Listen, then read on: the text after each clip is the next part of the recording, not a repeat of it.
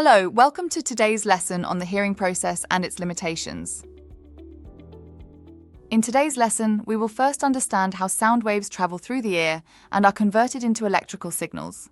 We'll then explore the limitations of human hearing, including frequency ranges and factors that impact hearing loss. So far, you are familiar with pitch and loudness, and how the frequency of a sound wave affects these characteristics.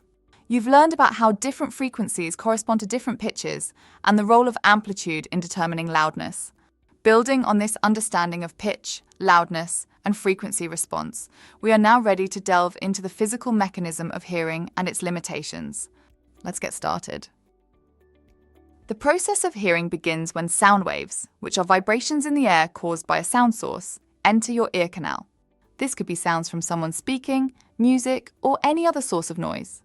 These sound waves are funneled into the ear by the outer ear, directing them towards the eardrum. When the sound waves reach the eardrum, they cause it to vibrate. The eardrum is a thin membrane that acts like a drum skin, vibrating in response to incoming sound waves. The vibrations from the eardrum are passed on to 3 tiny bones in the middle ear, known as the ossicles. These bones are the hammer, malleus, anvil, incus, and stirrup, stapes. Note that you do not need to be familiar with any of those names for your exam. The main takeaway, though, is that the ossicles act as a lever system that amplifies the vibrations. They increase the strength of the sound vibrations before passing them to the inner ear. The amplified vibrations are transmitted into the cochlea, a spiral-shaped fluid-filled structure in the inner ear. Inside the cochlea are thousands of tiny hair cells. As the vibrations move through the cochlear fluid, the hair cells move as well. The movement of these hair cells triggers the creation of electrical signals. These signals are essentially the data that will be sent to your brain. The hair cells generate these electrical impulses in response to the specific frequencies of the incoming sound waves. These electrical signals are transmitted to the brain via the auditory nerve. The brain then processes these signals and interprets them as the sounds you hear, like speech, music, and background noises. The human ear can detect a range of frequencies from approximately 20 Hz to 20,000 Hz. This range allows us to hear a wide variety of sounds from low-pitched bass notes to high-pitched whistles. Frequencies below 20 Hz are referred to as infrasound. Some animals, like elephants, can communicate using infrasound. On the other hand, frequencies above 20 kHz are known as ultrasound. Ultrasound is used in medical imaging, such as ultrasound scans, and by some animals, like bats, for navigation.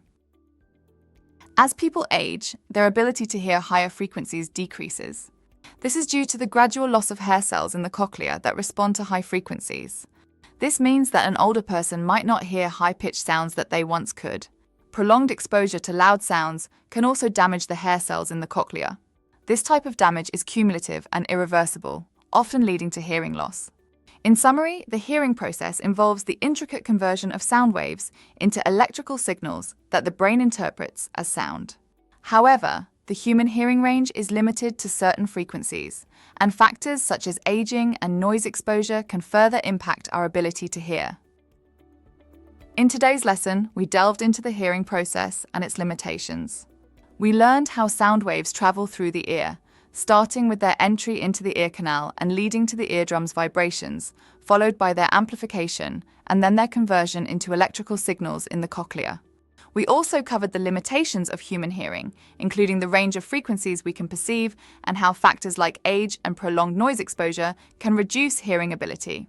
Understanding how our ears work and the factors that impact hearing helps us appreciate the complexity of our auditory system and highlights the importance of protecting our hearing for the future.